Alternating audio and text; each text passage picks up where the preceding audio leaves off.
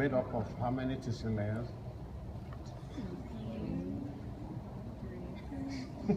Four. Okay, you have the medial sternal pleura, the fibrous pericardium, and then the serous pericardium. And you have the parietal portion, and then you have the visceral portion, which is the endo. No, I'm sorry, the what? Epicardium. Okay. Very thin. But that's what you have there. And then the space between the parietal and visceral will be what? Pericardial sac, well, cavity. Good. Now let's forget that. We're not likely to ask you that. So how do you know which side is cranial? This side or that side? The what? Using the auricle may be deceptive. The opposite way that the aorta goes. But remember that the cranial border of the heart is convex, while the caudal is either straight or concave. Look at that. Convex. If you can identify that, then you have 50% of your problems are already over. You now know this is the left side, and that is the right side. Okay, and then remember too that the caudal, the aorta moves caudally, not cranially. Okay, but assume that the aorta wasn't there, then you can tell. All right, now what would this be? If we tag that, what would that be? Trunk. Good. Microcephalic trunk. All right. If we tagged this, what would that be? Yeah, the ligamentum arteriosum, which is ductus arteriosus. Good. That is good grammar. All right. Therefore, what is this?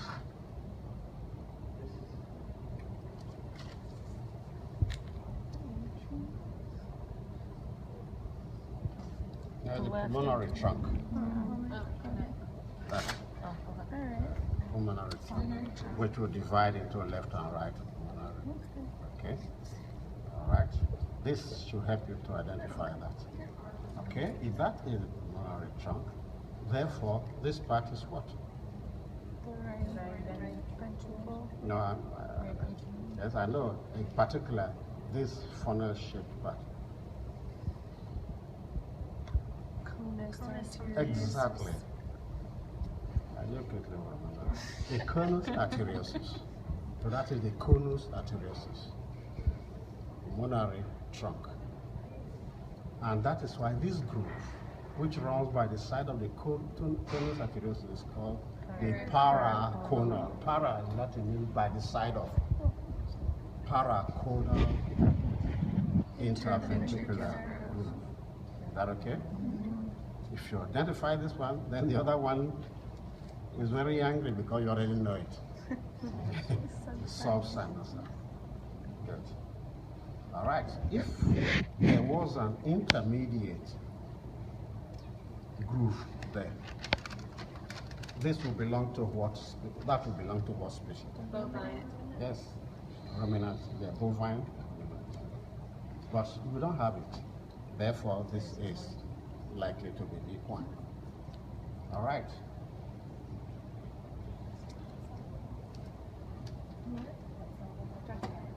Yeah. The intermediate group is strictly bovine, isn't it? Or is it in all ruminants? It's best developed in the bovine, but you see a little bit of it in smaller ruminants. Okay. Now, what do we call that groove between the atria and the ventricle? Coronary groove. Now let's start from, this one wasn't well dissected, but if we serve our purpose, we have the caudal vena cava there, coming in, And then the cranial.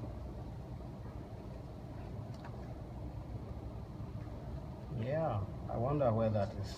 Somebody must have pocketed it. The cranial is gone. Okay. And then, but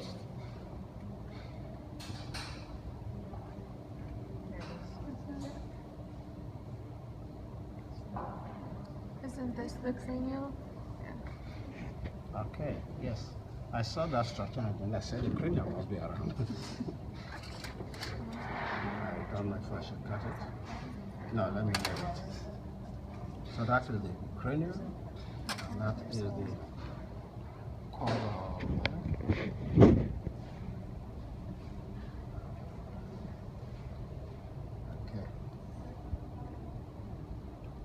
And what do we call that groove? That groove, which helps to push blood towards the ventricle. So blood is rushing in from the cranium, rushing in from the chorda, and if that groove is not there, they will meet and there will be a great deal of turbulence. The battle will be raging in the atrium while the ventricle is waiting. But the ventricle was sensible enough to develop that groove that to push blood that way from the chorda and that way from the cranium. What do you call that groove? The intravenous tubercle. Intravenous, between vein, intravenous tubercle. All right, what do we call this network of muscle? Cardiac muscle. Coronary sinus. Huh? So the coronary sinus? Coronary what? Sinuses? No, no. Is that papillary muscle? No, no, the papillary muscles are level. Okay, those are the trabeculae. No, not trabeculae. Those are the pectinate muscles or musculae, pectinatic. Is that okay? Whereas in the ventricle, you will see the same type of network, not nearly as developed. That's the trabecular cardiac. Good. Those are the trabecular. Okay. See the network there? Okay. Now, what are they for? Why are they there? Okay. Now, they help reduce the turbulence of blood rushing in. So it's a meshwork, blood passing through. So it reduces the turbulence that will have built up either in the atrium or in the ventricle. Is that okay? I think that's all we will need over there. Let's look at the ventricle. Okay, what would you call this strand of muscle? Chordae tendineae. Good. From the interventricular wall, the most lateral. All right. Okay. Caitlin says it's Chordae tendineae. no. Oh, the no. Yes, that is the trabecular septal marginalis or moderator band. Okay, these are the chordae tendineae. Oh, okay. Those ones.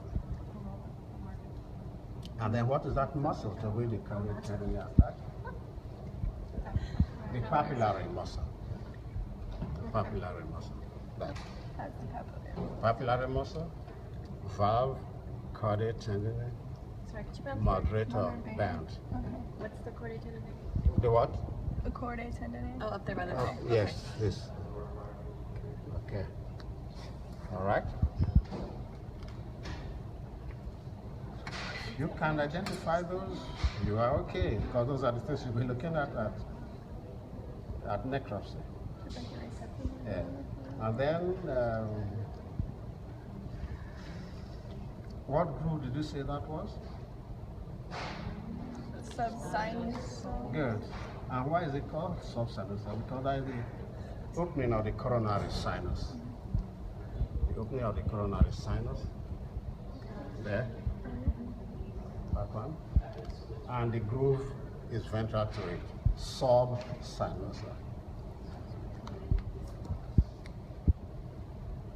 right. This is the horse. Which coronary artery is dominant? Right. Right coronary. And there you can see it from there, running all the way there, down there, and still sending a branch that way. Good. I think that is all we need.